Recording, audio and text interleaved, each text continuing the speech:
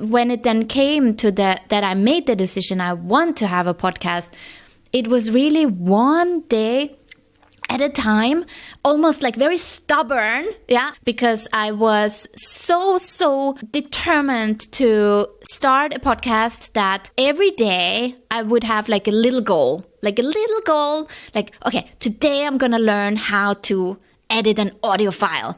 And then I would, look for some YouTube videos and do that.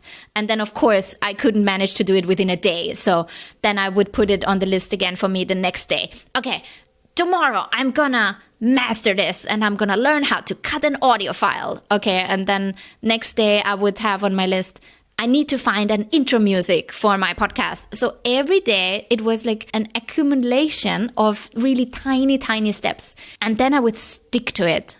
Always for me, whenever I commit, then I cannot go back. I need to make it to the finish line. And at that point, the launch day was the finish line, having the podcast up and running. But what I didn't realize, of course, the launch day, that's just the beginning. So much more that's coming to you after launch day. But to be frank, that's still how I operate until today. Like, I sit down and I get in the zone and I have this on my list. Like, I want to get a podcast course launched. And then that's what I did. Very little daily steps bringing me to my bigger goal.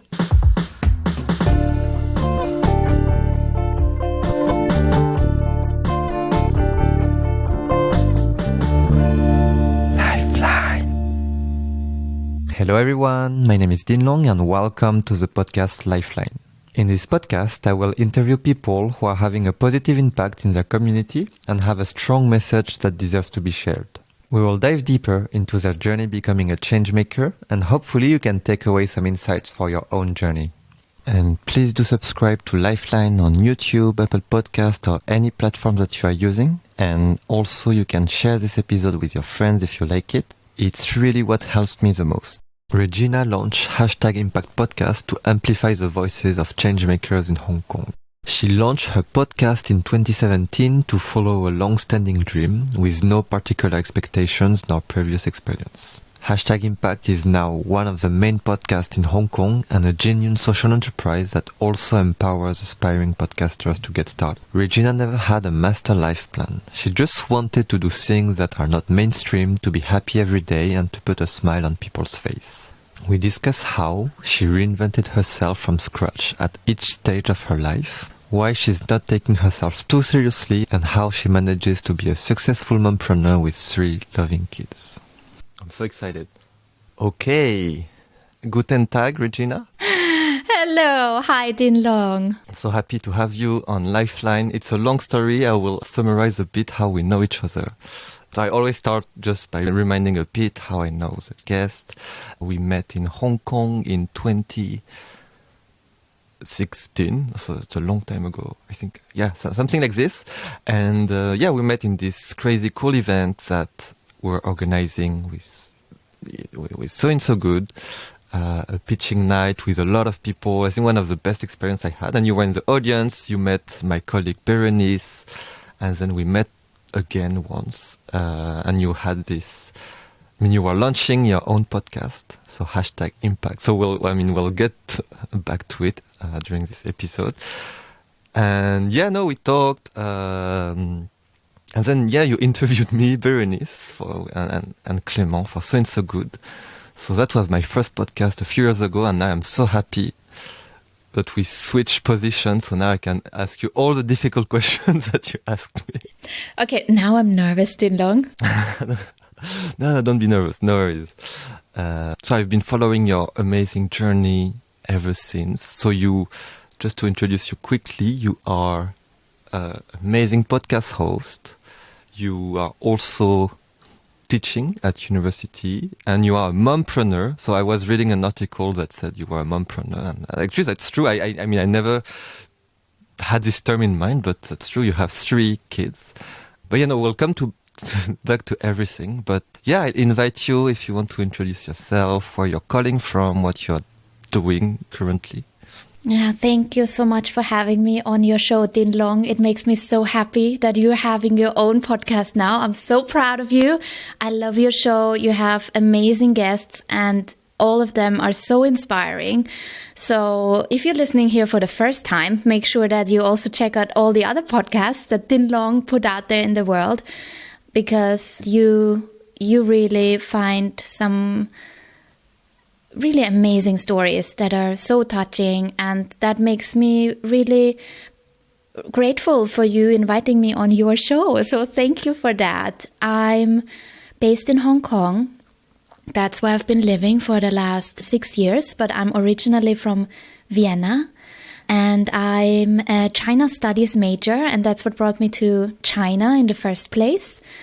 And I don't want to give you this long story, but I had already as a child, and as a teenager, and then later in university, there was something about broadcasting and audio broadcasting that always inspired me. And what inspired me about it was that when I listened to a story, it felt to me as if I was right there with the people that I would listen to.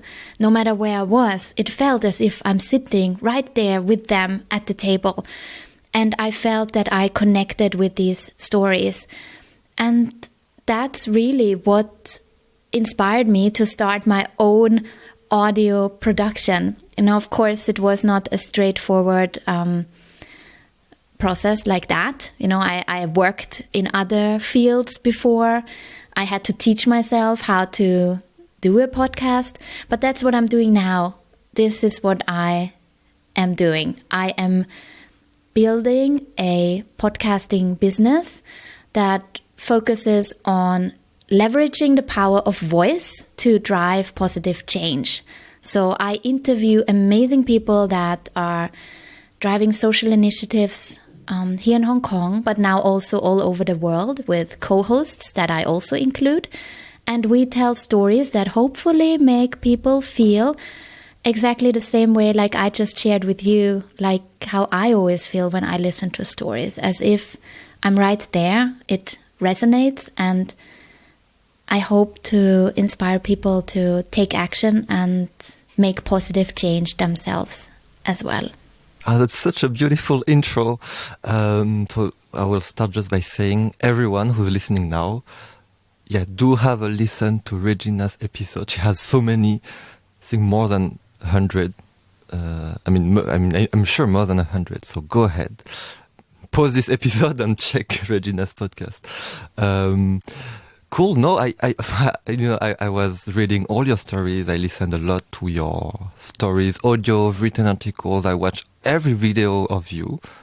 Oh my goodness! Oh my gosh! And I have a lot of questions to ask you, but I will start with this one first.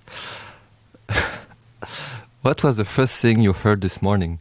This morning, the first thing I heard was funnily enough, the same I said during my TED Talk. Funnily enough, it's really true.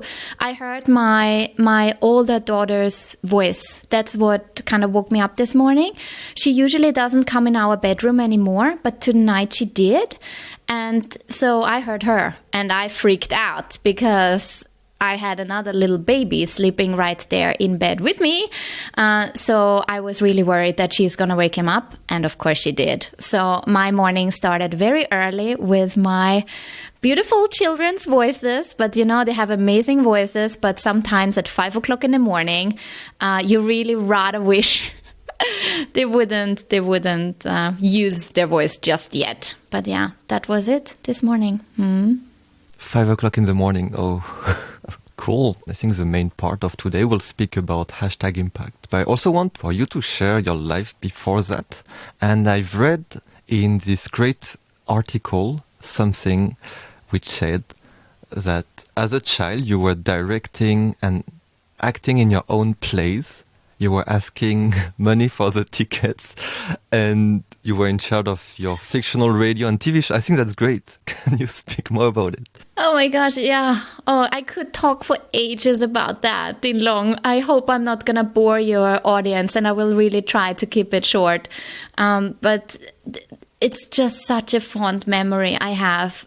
Growing up, in Austria, I have a huge family. So my dad has a lot of siblings, and they all have kids as well. And they were all kind of the same age. And there were especially one cousin, Bettina, and my cousin Martin, that we would hang out a lot with, me and my brother. So the four of us would really spend a lot of time together as kids. And it was, the times before, can you imagine it? Before iPads and all that, it was just so much imaginative play. And I always loved to put on some shows. I cannot tell you where this comes from.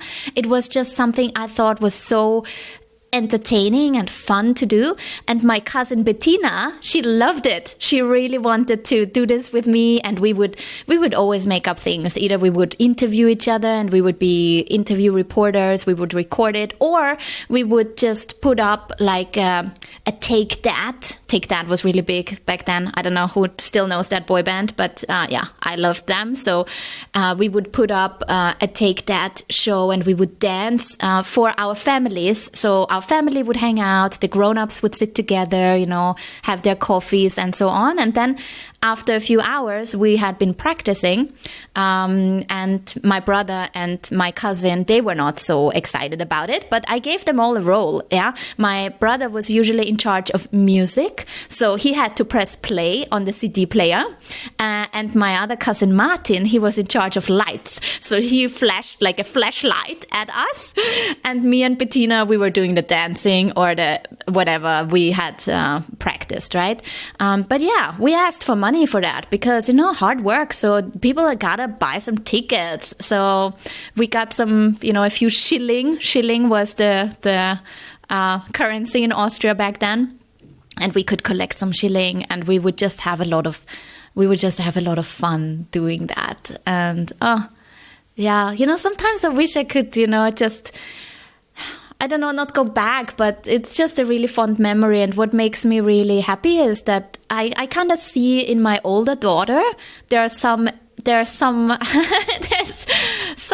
in her that reminds me a lot of my younger self. So now we're still doing a lot of singing and dancing and putting up on shows. So now I can do it with my kids, which is really fun. No, it's so cool. I mean, I can imagine the atmosphere in your house. Now they're so young and already entrepreneurial, combining business and fun. I think that's what you do today as well, right? If we had to close the loop.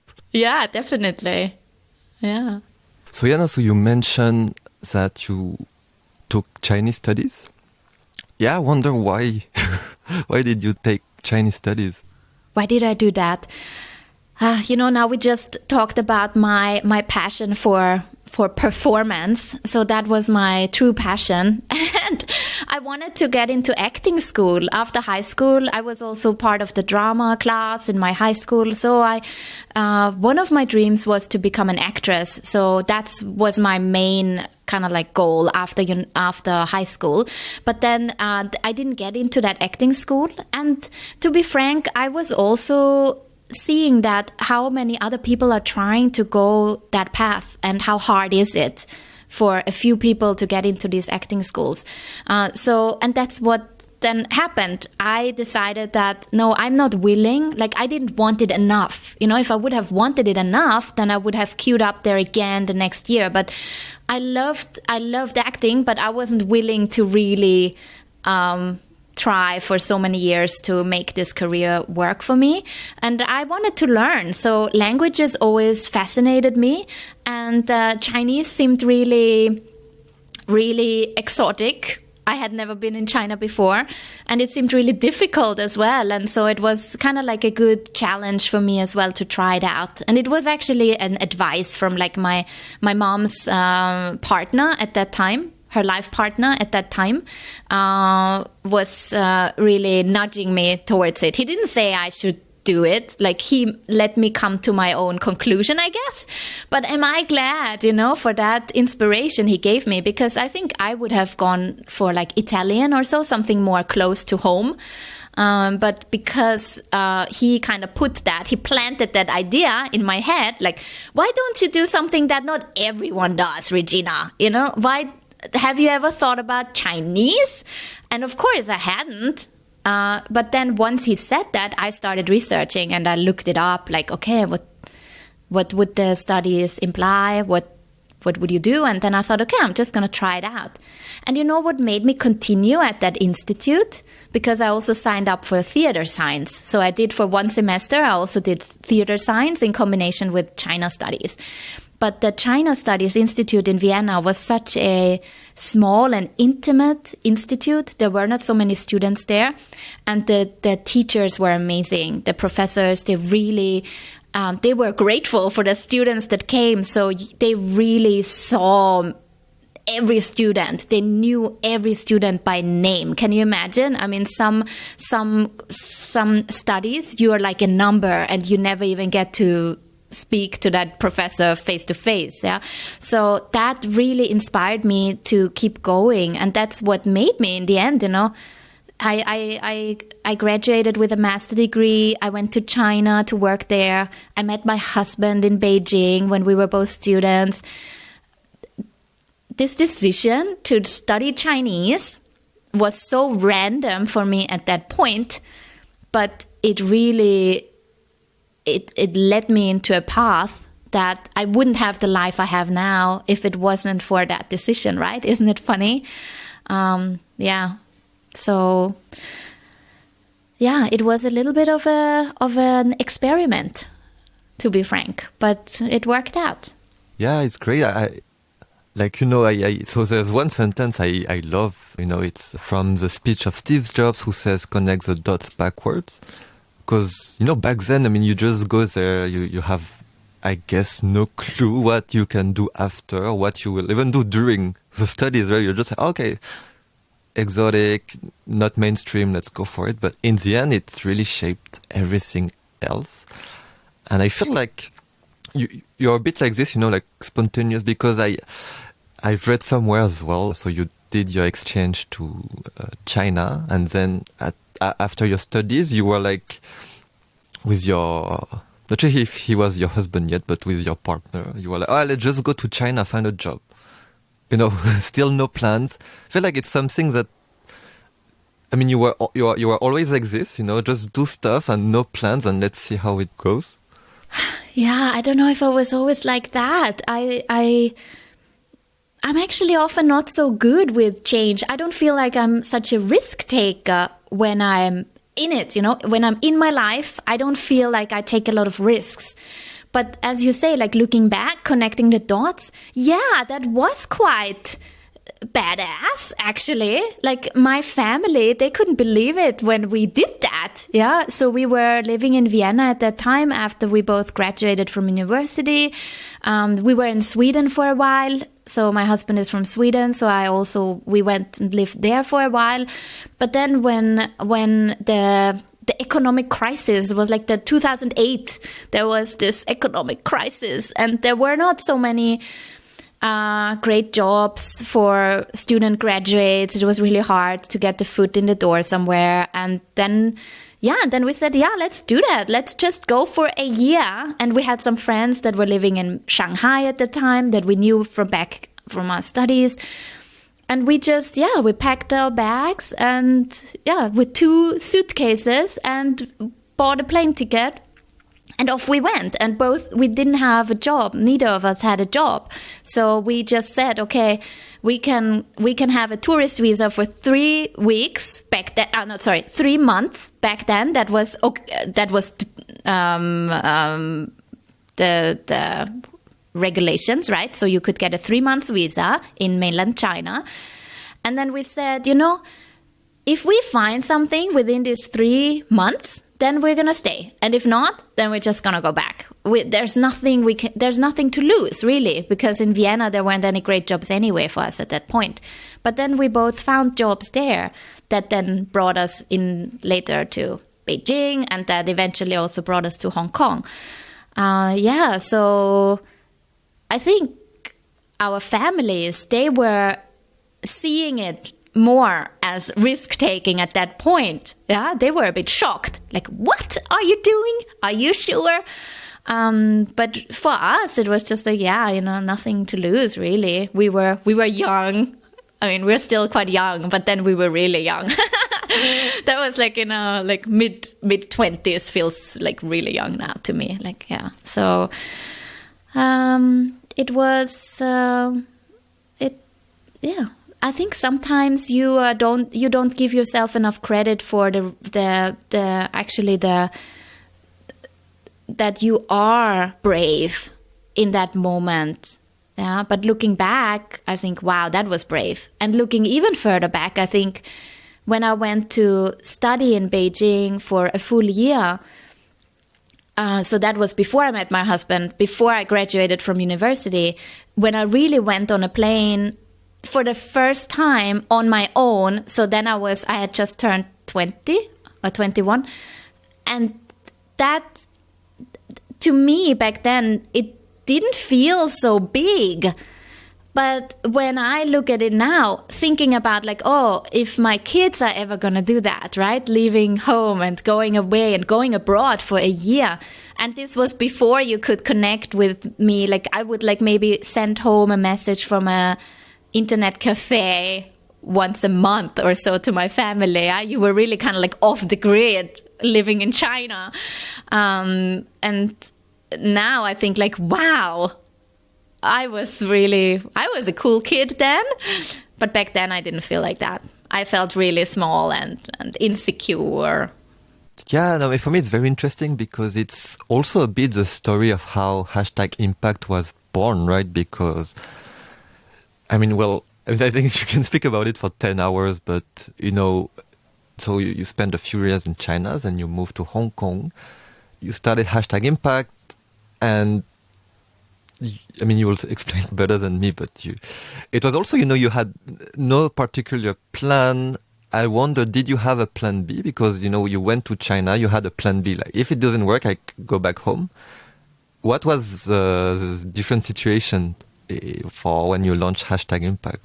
For #impact, that was a really interesting time because then I was really in a career transition and in a life transition, because we lived in mainland China for 5 years, and I worked for this really renowned organization in exactly the field I studied. So it was so spot on. And you mentioned that before, when you studied China studies, especially back then, people were rolling their eyes saying are you ever going to do anything with these studies? They call it orchid study, meaning that's not going to give you a paying job, studying something like that. But then it did.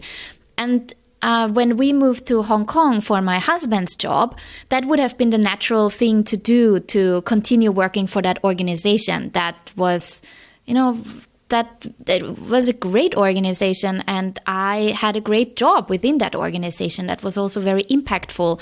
But I don't know, I just felt this urge and this curiosity to also try something new. And I listened to a lot of podcasts at that time and felt inspired by other founder stories. Yeah, wow. Or when I met you guys, I was always so inspired by people that are starting something from scratch. And Din Long, when we met, I had already started #impact, or I was already starting recording for #impact podcast, but I still did not understand that I now also was a founder, and that I also start something from scratch that is my own, that I'm building. It took me more than a year running #impact podcast until I felt comfortable with people calling me that, to be a founder. I thought, I don't deserve that title. I just run a podcast. I just, that's not a founder. A founder has to be running a business. That's always what I thought defines a founder. So, yeah, I guess I totally stumbled in it, just with that with that urge though to build something for myself. And the plan B really was not really on the table. I always thought that if it doesn't work out, of course I can just apply for a regular job. Of course I could do that. I am sure I would find a good job. But it's still, until today, it's not on my mind, because I'm just so passionate about what I do now with #impact. And I feel once I have the feeling that it didn't work out and I couldn't make this work, then I can always, make my plan B then, so that I can really focus on what I'm doing now. What's your secret, to because you said, I listen to myself. But what's your secret to be able to listen to yourself when everyone else is telling you, don't do this, why do you do that, you will not find a job? Like, I understood, like, you might have a plan B, you might think there's nothing to lose, but is there something else that helps you, take forward all these decisions? I have a very supportive family, and my husband is so supportive, and my friends are so supportive. I think my secret is that I surround myself with people that believe in me. Yeah. And I really choose the people that I surround myself with on a daily basis almost. Yeah. And that might sound weird now, but I know that certain people in my life in the past have dragged me down because they were critical towards my decisions, or they were very negative towards when I said, yeah, this is possible. Then they would say, no, I don't think this will work out at all. And I think this is not me saying I want to block out constructive feedback. And that doesn't mean that and that doesn't mean that my husband not sometimes gives me some pushback and says like, you sure about that? Don't you want to do this another way? But it's more about the overall belief in me as a person. They're just making me feel good about they accepting me for who I am 1,000%. So then I would, for example, reach out to one of my friends that is like a really close friend, but lives on the other side of the world.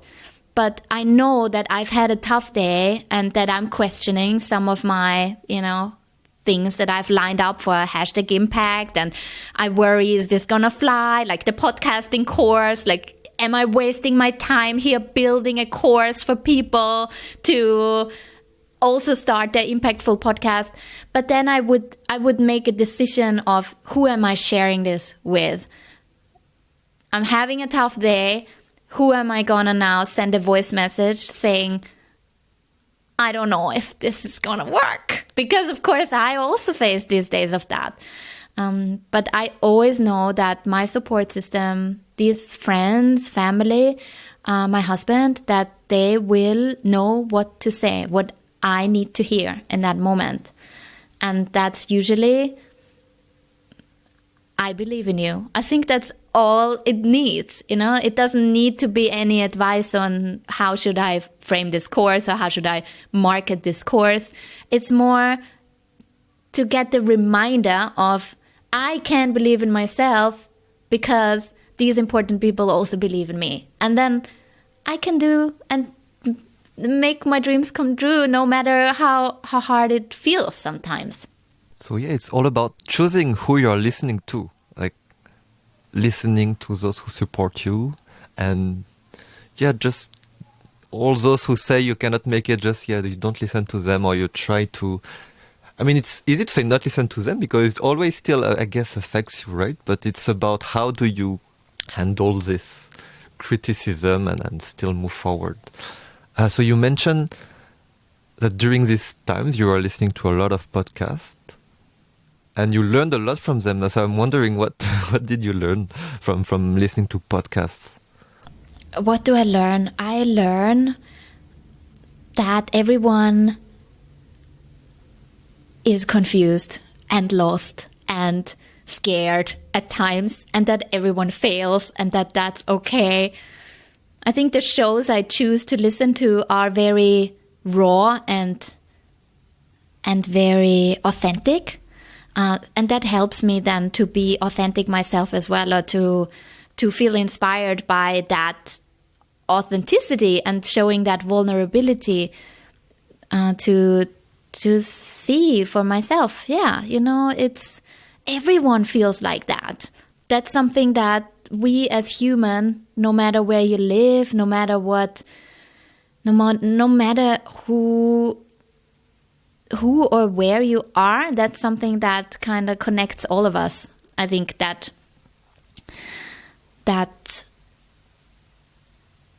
worry of, do I have what it takes, or am I doing enough, or can I make it? And if you listen to other podcasts, and again here, choosing what I listen to, if I'm listening to other people that are honest about that it is not easy to just live your life. And then if I hear other people say it, then I'm reminded of it, that, I'm not alone in this. This is not just me feeling overwhelmed with starting a business, or, this is not just me feeling totally inadequate as a mother.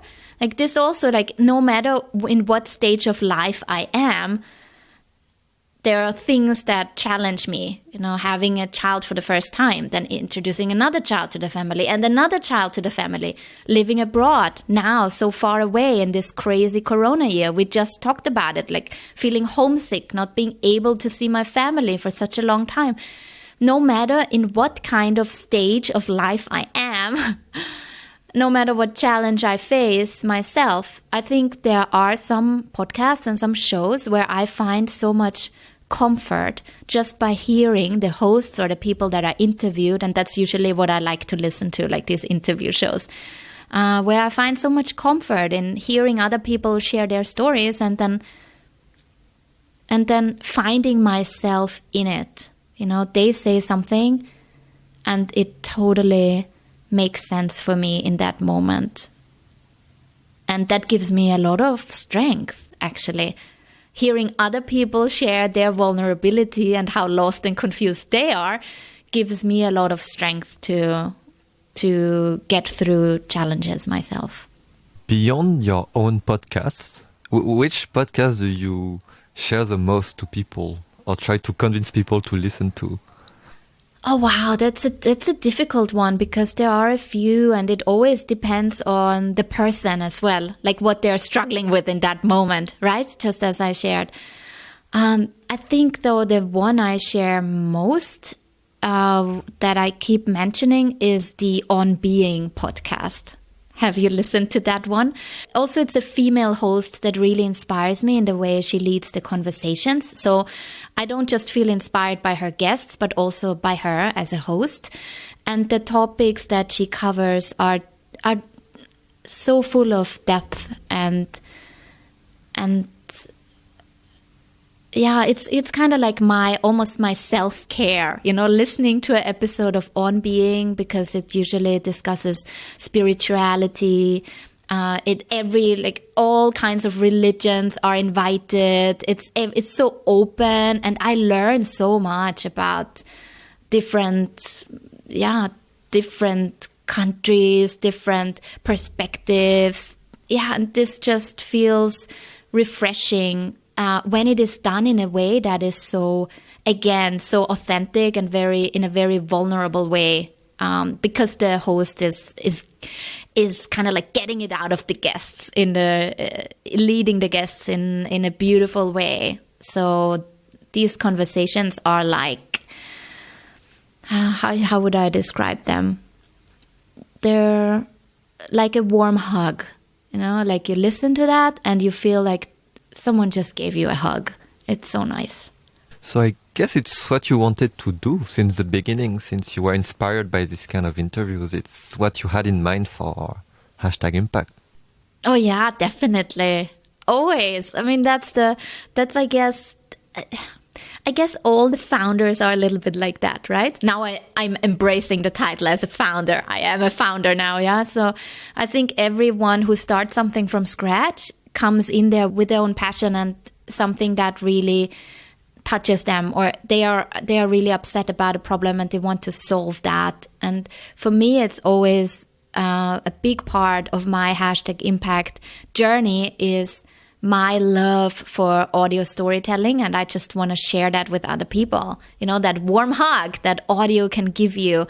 And then, of course, I'm looking to other hosts that I just can't stop listening to. And then I want to bring that on my channel as well. And I hope I'm getting better at it. I think the times when we recorded Din Long, you were episode 4. So everyone listening, go back, listen to #impact episode 4. It's a very different, the passion is the same. I'm the same person, the driver is the same. But definitely my interviews have changed a lot over the years as well. I bring more into the conversation of me. I noticed that in the conversations now, I don't just ask. I think at that point when we talked, I asked like one question. I don't know, what's your biggest challenge you faced? Or this was a typical question. What gives you sleepless nights, Din Long? Yeah. And nowadays when you remember that one? Yeah. So that's a great question. But what I noticed when I had more conversations over the last few years, that the conversations became richer and deeper when I didn't just ask a question, but when I would almost, like you're doing as well, when you're commenting, listening intentionally, following up with another question, and then also adding something of me. I think that's what I do more now. I comment more with giving a reference to how does that relate to my life and how do I think this would relate to my listener's life. And, you tell me, you've been listening to a few episodes. I am always going in there with a learning mindset. I want to get better at it and I want to touch more people and have them really connect with the guests as well as with me on the show. So I feel like I'm only getting started now, Din Long. 4 years in, it's getting really better and better doing these podcasts. It's so interesting because it's also questions I ask myself a lot these days. And because, on like one of my favorite podcasts is a French podcast, but it's also an interview and I can really also relate to everything you said. It's very authentic, very raw, and you start to develop this relationship with the host, even if you don't know them, but you feel like you really know them because you've been listening to 50 episodes. And I feel like with #impact, it's the same because, but even I think I really like the way you connect with your audience because, you share a lot about yourself, but in the sense, not only through interviews, but, you have this anniversary, you do this live Instagram, you have this newsletter, and you share a lot about yourself, not only about podcast, business or whatever, but a lot about your kids. You share pictures, you do this dance. So I think, it's very... And I think I really love the way you connect with your audience. I think it's very, very cool to do that. Thank you for saying that because, I don't always feel so, certain about it. I'm just trying things out. It's good to get the feedback and hear that it resonates with you because sometimes I'm just trying it out and I need to see, does that work or not?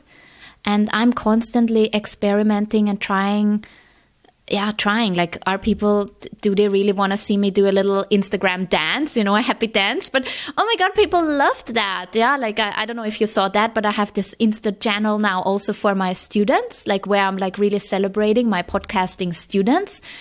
And then to give them a motivation boost, I just started doing like little, I'm doing it now. People cannot see it, but maybe if you imagine it, I'm moving around on my chair and just giving them a little shake dance on the chair just to send them some energy. What I always wanted #impact to be is to be uplifting and fun as well, and also to,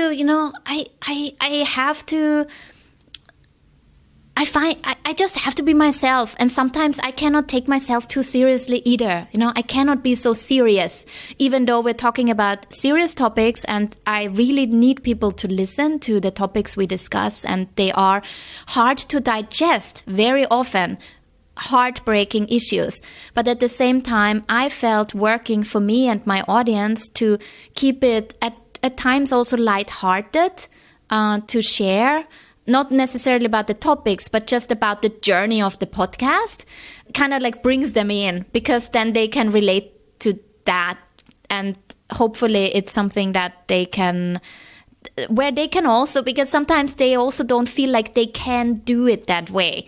I heard from people about my newsletter. They answered to me and said, I wish I could write a newsletter like that, like being more just writing from my experience about how hard it is to be a mom and an entrepreneur.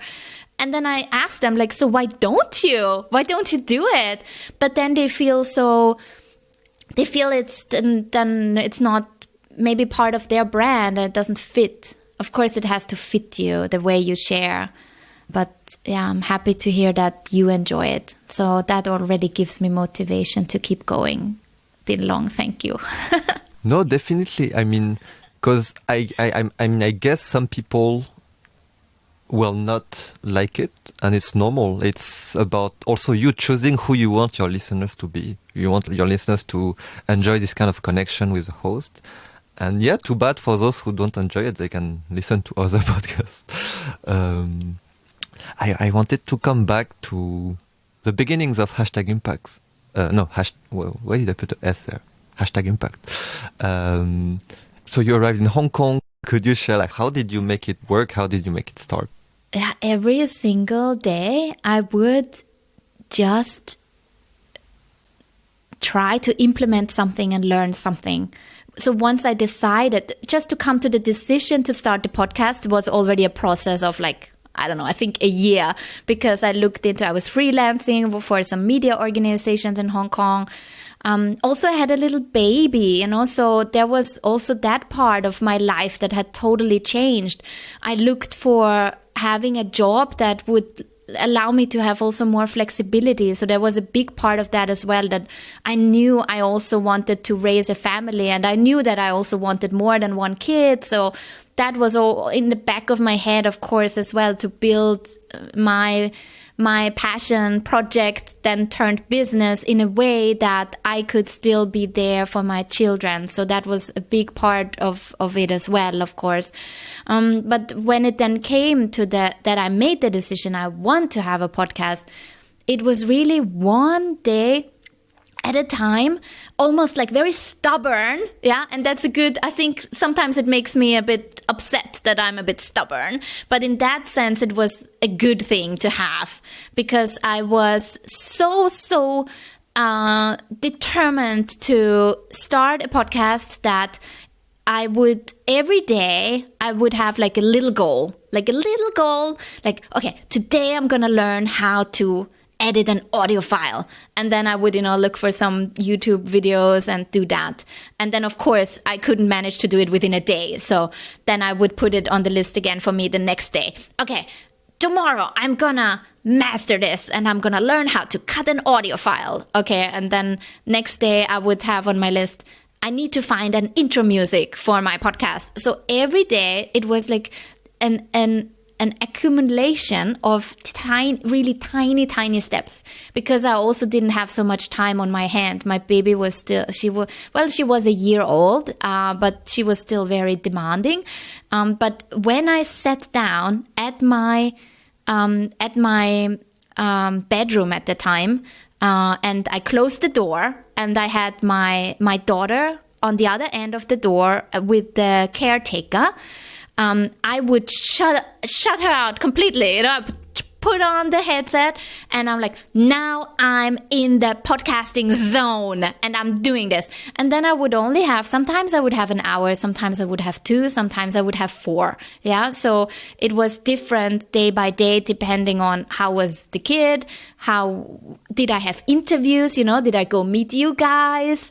And then that was also on my list, like that day, then you were on my to-do. Like, I need to interview the so good guys and I need to get that done. And then I would stick to it. Like, I would really, there was always for me, whenever I commit, like, then I cannot go back. I need to make it to the finish line. And at that point, the launch day was the finish line, having the podcast up and running. But what I didn't realize, I mean, you now know, running your own podcast, of course, the launch day, that's just the beginning. I mean, it is so much more that's coming to you after launch day. But to be frank, that's still how I operate until today. Like, I sit down and I get in the zone and I have this on my list. Like, I want to get a podcast course launched. And that's what I did. Very little daily steps bringing me to my bigger goal. Throughout your podcast journey, I have that a lot. These moments like, oh, why am I doing this? Let's just stop, life will be easier. I mean, I guess you had these moments.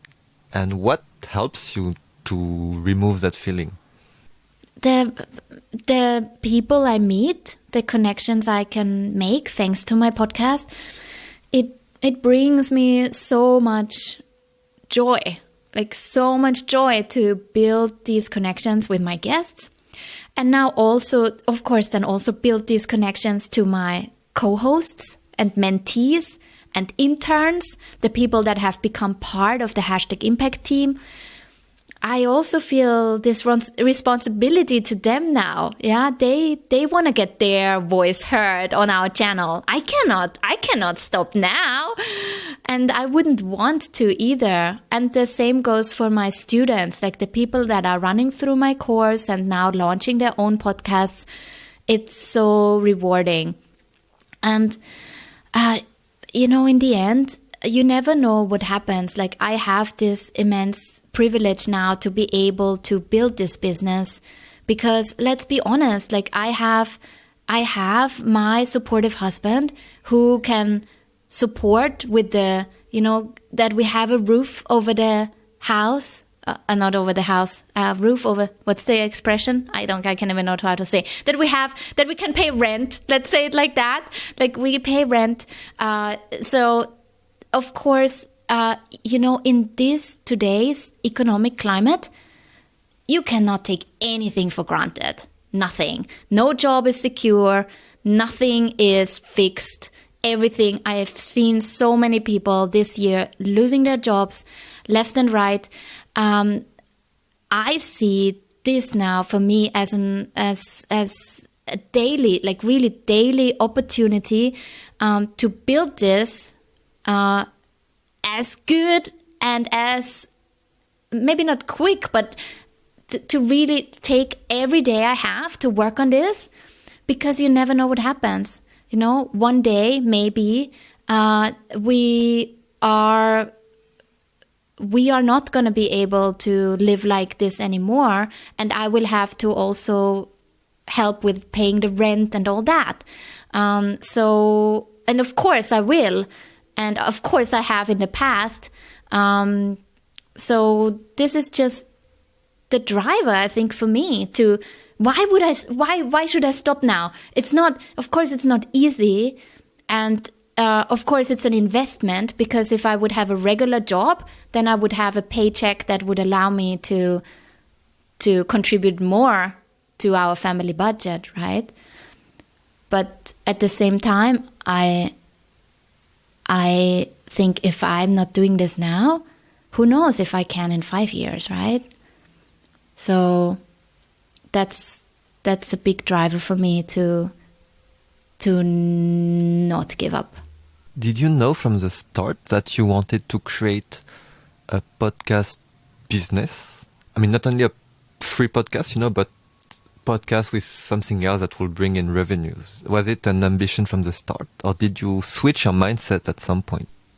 It wasn't my mindset. I really just wanted to learn the skill as well, how to run a podcast, but also to connect with these people, right? I wanted to build a network of people, surround myself with people that inspire me.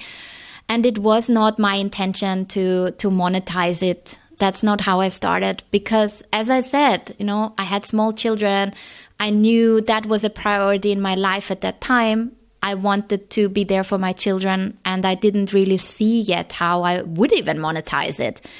But that came with time, that I saw people reaching out with these questions about, oh, can you teach us how to do a podcast? Oh, can you come into our school and talk about podcasting? Oh, can you connect me with people that you know? Like, all of a sudden I saw that there is value that I'm bringing to people for free. And I did that for a long time. I didn't charge. I went to schools and gave talks, and I would not ask for money, because I love sharing. But in the end, like after I've been running it for a year, it was actually one of my community members that then asked me about sponsorship, because she said, if you ever consider having a sponsor on your show, let me know.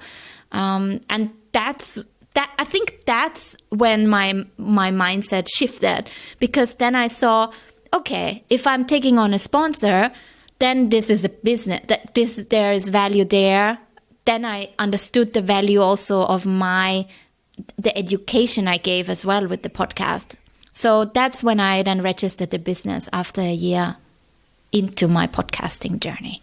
Okay, great. And that's when you started to think about the podcasting course. So now you have, so just to lay down all the things within the #impact company. So you have the main podcast, so #impact, interviewing all these amazing changemakers, first in Hong Kong, but now everywhere, thanks to your co-host. You have this podcast about how to start a podcast. You have this podcasting course. You have this podcasting club, right? Did I miss anything? And then I have clients like universities and high schools that invite me in to teach about podcasting. So there I also create bespoke programs for them to work with me, where I come in either virtually, like the last year, of course, was mainly virtually, but now with schools slowly opening up here again. Well, for the time being, I think some already closed down again here. But hopefully there will be more in-person teachings happening as well here at universities and schools. Makes me so happy to hear that, because I remember, I think one of our discussions back then, so 2016, I think even when I came back 2017, I think we were just speaking about, the future, and you were telling me, I don't know, a bit like your mindset when you came to China, when you were to Hong Kong, you're like, I'm just launching this. I'm not sure, what will happen in 5 years, 10 years, if I will find business model, what I will do, if it's going to work. And today, just working so well. So I'm really glad to hear that. We are approaching the end, because you have 3 kids to take care of. So I have last 2 questions for you. So the first one is, if you could go back in time, so not when you were young, but you're already, no, wait, you're still young, but not where you were like 20 years old, but when you were at the start of the #impact journey. What would you say to younger Regina? I would say to her to be more confident in what I have to offer with this. Even though I'm just at the start, I'm already bringing a lot of experience in, even if it's not necessarily in podcasting, but just with my life experiences, right? That's what your podcast is all about. Your life is your biggest asset. The experiences you make, how you cope with living abroad for the first time, moving abroad, studying, having setbacks, having heartbreaks, all the things that are maybe not considered something to put on a CV. You wouldn't write that on the CV, but all of this is already so valuable, and I wish I would have understood that then, because I made myself much smaller than I was just because I was starting something new. I was new to podcasting then, but I already had so much to share and to give. Do you have this confidence today? I do. I'm glad to say I do. I feel that now, for example, just being a mom is something that I'm proud of, the challenges, like 5 years in this mom journey, and I'm still standing. I'm surviving it. Yeah. I think maybe this is something that comes a bit with age. And, Tin Long, I know I'm still young. I know I'm not ancient. Yeah. But, of course, now I'm in my, I'm going towards 40 now quickly. And I feel this is something that maybe this just is something that comes with age as well, that you feel a bit more comfortable with where you are at and confident in your own abilities. And with 3 kids, a company, you don't have time to doubt also, I guess. Oh, yeah, true. Yeah, you got a point. I'm too tired to even question myself. And I still, of course, have setbacks. And I said that before, like, we all have these rough days and these tough days when it doesn't take much to kind of get you worried about stuff. And sometimes it's even just having a bad dream, I realized that sometimes I would dream something, but I wouldn't remember it right away in the morning, but I would feel off for half of the day. And then finally, like by 3 p.m., I remember that I had like a bad dream, that I dreamt something happened to one of my loved ones, for example. So sometimes we just, I think I'm just maybe more in tune with my emotions as well, that, we all have bad days. And it's, of course, totally natural that we all question ourselves at certain times of the day or the week or the month. And that I have become more confident in just how you said before. It's not so much about the challenges you face or the setbacks. It's more about how do you handle them? How do you then get through them? So we spoke about your younger self. Now I want to speak about your older self. But yeah, throughout your life, how do you want people to know you for and remember you for? I'm getting almost emotional now because we talked a little bit about that before we started recording. I think a big part of this #impact journey is also something about, how do you want to leave the world behind and how do you want to be remembered? And also, why am I so passionate about doing this now is because I know life is short and you never have a guarantee you wake up the next morning, right? So I would want people to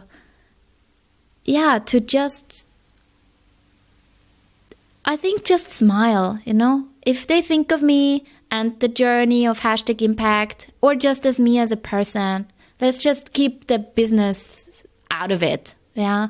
I am not #impact. I'm just Regina, a girl born in the 80s in Vienna, growing up in a big family, going abroad, falling in love, having some kids, making a life, and then one day I'm not going to be here anymore. But what I hope for this, what I'm building here and the people I'm maybe touching with it and connecting with and my family, my kids, just so that when they would think of me, that that they would smile. That it would give them a warm feeling that they have known me. Yeah. I do. Oh, thank you. Thank you, Din Long. Same to you. So I think I'll let you go back to your family life. But yeah, where can people find you? Where can people hear more about your story? Where can people reach out to you if they want to? Yes, please do. I would love to hear your voice as well. You can head over to #impact.com. That's my website. And you find all the links there. Just start there. You find the podcast there. You find the podcasting course there. You find maybe I can just give a quick shout out to the ongoing season 5 of #impact, where we are talking about the sustainable development goals. I'm so excited about this one. And I know you have a lot of people, Din Long, that are listening to your podcast, that are in your community, that are very, very involved in the SDGs as well. So I'd encourage them to send in a voice message as well to #impact.com/story. There is a voice recorder there, and we will feature stories from our community on #impact season 5 as well, to highlight changemakers all over the globe, just like you, Din Long. I'm still waiting for you. I'm waiting for your audio. So that we can send more people your way as well. You didn't forget about that, did you now? No, I didn't forget. I told you I was going to do it long time ago, but I will do it now, so I don't forget. Do it right now. Yeah. Thank you so much for this opportunity to share my story, Din Long. I really appreciate it. Thank you so much, Regina, for coming on the show. I think it was a really great conversation, and I hope it inspires aspiring podcasters, but also, social entrepreneurs of any kind to start their own business. And I hope it gives more confidence to mompreneurs or potential mompreneurs to also start their business if they want to. Because I think your story is amazing, and yeah, it can really inspire a lot of people. So thank you so much, Regina. Thank you so much for having me. It was such an honor to be on your show. Thank you so much. Bye-bye. Thank you for listening to the story of Regina, and feel free to let her know if you enjoyed it. If you want to explore another amazing podcast, I really recommend you to have a look at #impact.com. And if you are thinking to start your own podcast, you should definitely check out all her resources. Of course, please do share this episode with your friends. That's the best way to support Lifeline Podcast. See you next time.